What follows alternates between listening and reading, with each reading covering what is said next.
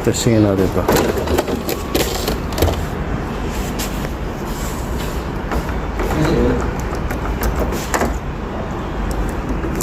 Ito ay hindi gumagalang.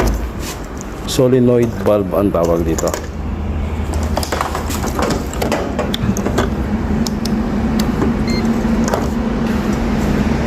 Set natin sa ohms. Kabaser kasi yun. Yan, ohms. Kilo ohms.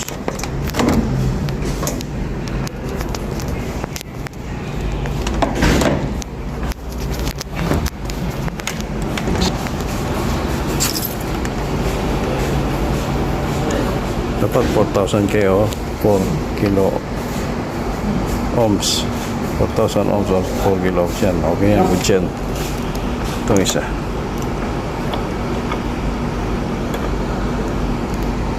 Yun.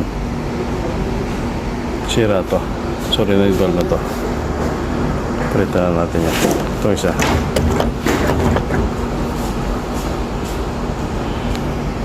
Yun, sira din yan. 8 milliohms lang ang lumalabas. Ito na lang palitan natin yan. Ito naman para sa hot water. Ito goods to 4,000 ohms or 4 kilo ohms. Ito palitan na natin to. Let's go. Kunin natin yung bago. Kunin natin to.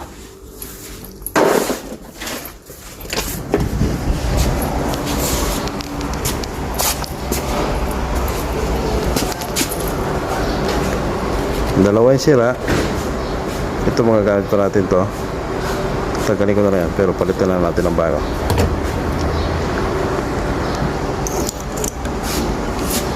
Tapos mamaya lilinisin natin yan mamaya.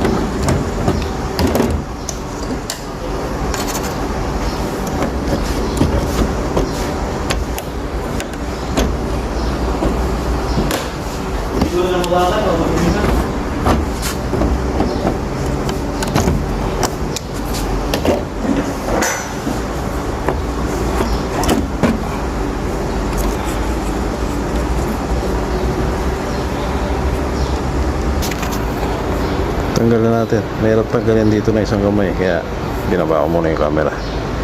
Palit na natin yan. Ano to? May palit na natin.